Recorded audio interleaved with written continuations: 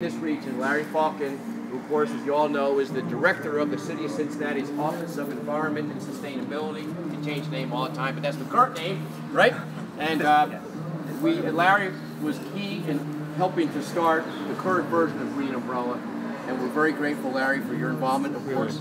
And we wanted Larry to share briefly whatever we want to talk about, because he's so smart about anything, but specifically Larry's going to make a few comments to help us all get up to speed on the National Climate Assessment Report that just came out that basically says there is an issue of climate change. It's real, but the question is, what do we do about it? Larry, take it away. Yeah! Brewster. Thank you, Brewster. So, as Brewster said, and it wouldn't be a Green Umbrella event without Brewster behind the camera, right? So, recently, a national climate assessment report came out, a consensus report from about 300 leading scientists that not only talks about how our climate has changed and is going to change, but breaks that down geographically so we can start to see, what does it mean for our community? What is climate change looking like and going to look like here in Cincinnati? And so this kind of clarity about our future gives us the ability to start getting serious about planning, about adaptation, about resilience, about figuring out what we need to do in Cincinnati to take care of the issues that we know we're going to face in our future. So when we look at the Midwest chapter of the Climate Assessment Plan, and this is going to be really short talk, 5 or 10 minutes is my intention, maybe it'll be 15. So I'm just going to hit the very highlights, but maybe it'll whet your appetite and you'll go thumb through the National Climate Assessment Report on your own. But when we look at the Midwest chapter of the report, there are really 4 issues that it highlights that matter the most to us. One of them is reduced agricultural productivity. That as we look at changes in our climate, we are going to have more frost-free days, and that's good for growing agriculture.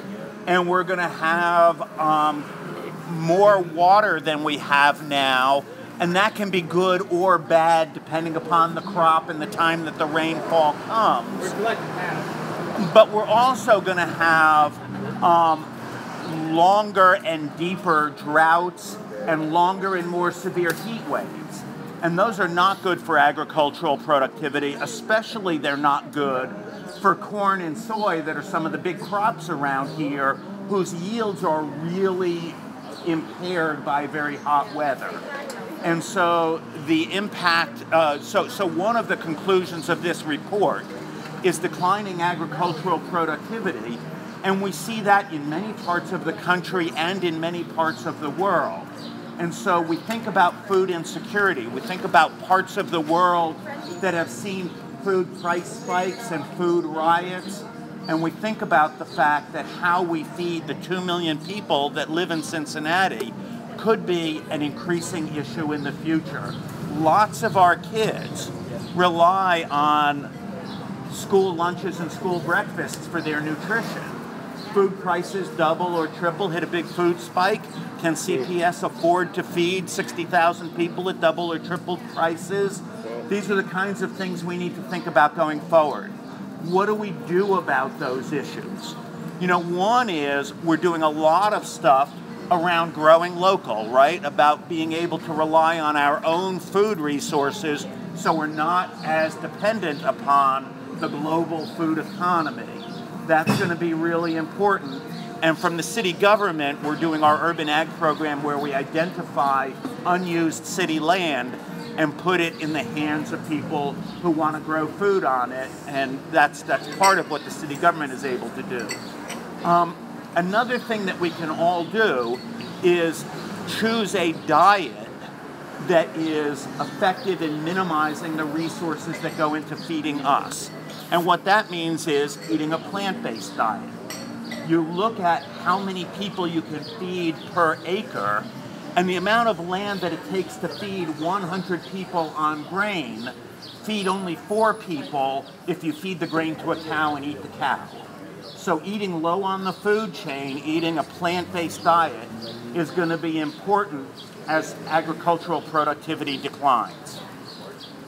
Second key point in this climate assessment report is forest habitat shifts.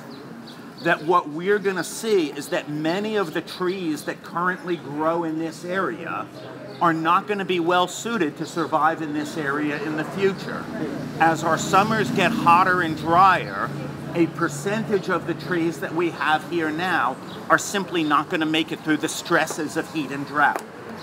And so what we do about that is, number one, as we're planting trees, and taking root, we're planting a lot of trees, making sure we're planting trees that are suited for the climate that we're going to have in 20, 30 years when these trees are maturing, not just trees that are native to here now, which may turn out to be unsuitable. But the second thing we need to be doing is planting a lot of trees, because trees give us really important services.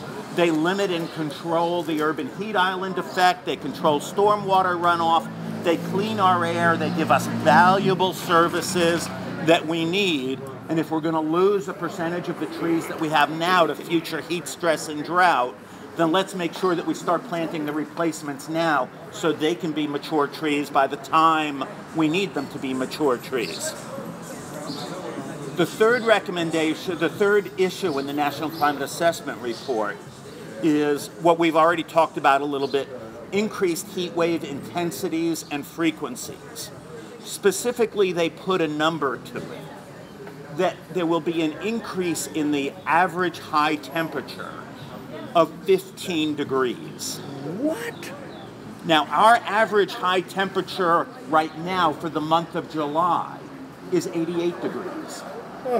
If our average high goes up 15 degrees, that means 103 is a typical daily high. Now, that's not in the next 20 years. That's the projection looking out a little further by the end of the century. But that has really serious public health implications. And we think about people who are particularly vulnerable to heat, people who are elderly, people who have pre-existing medical conditions, people who are shut-ins and don't have air conditioning, and it becomes a real public health crisis if we don't have ways of delivering the necessary services to those people. So what do we do about it? The first thing we do is think about the urban heat island effect and what we can do to minimize the urban heat island effect. So that means vegetated green roofs, it means planting more trees, it means white surfaces instead of black surfaces. You know, things to mitigate the urban heat island effect can lower our summer temperatures by 5 to 10 degrees. That isn't the whole climate change effect, but it's a good chunk of it. So it's really worth doing. The second thing we think about is what our emergency plan is. You know, we have emergency plans for winter storms. We have emergency plans for severe cold, how we bring the homeless people in off the street into shelters. What are our emergency plans for heat events? We need cooling shelters. We need cooling shelters that have backup generators. So if the grid goes down on one of those really hot days, those cooling shelters are still cool. We need ways of identifying our vulnerable populations and reaching them with services at a time when they need them. And so all of that is what goes into thinking about how we prepare for extreme heat in Cincinnati.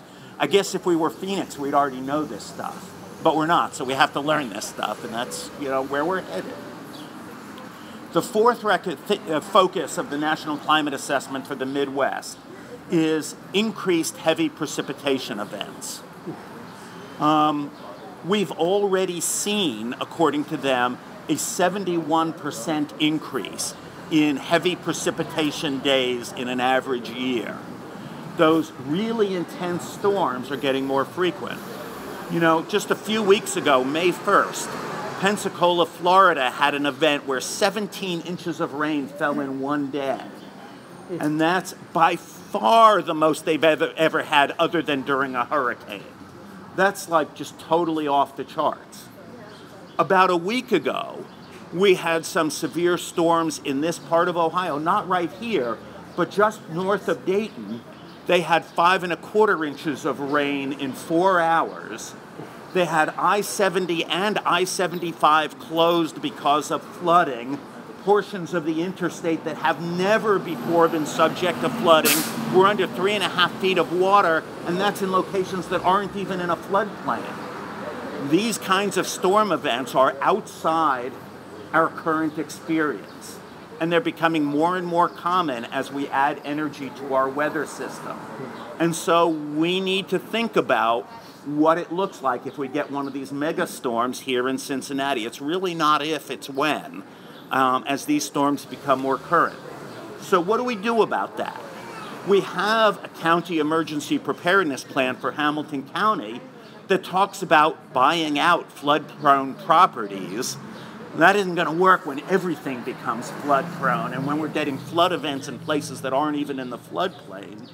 Our current emergency preparedness plan talks about hardening the bridges, designing, sort of river infrastructure so that it can withstand heavier flood events than currently.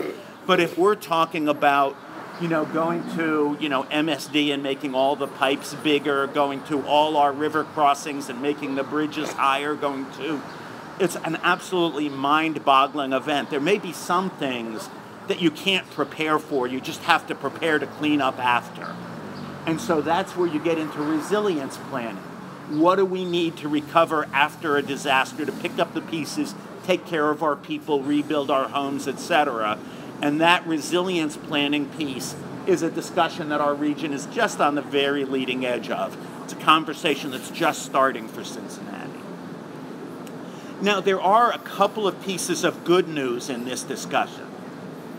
One is that we are less vulnerable than most places in the country, right? All the things we have to worry about, we don't have to worry about coastal storms, we don't have to worry about sea level rise, we don't have to worry about massive wildfires or about water shortages. So some of the things that are really stressors for other parts of the country are not issues for us. The other thing is our capacity for resilience. There's some work, there's a really interesting study out of UC Berkeley.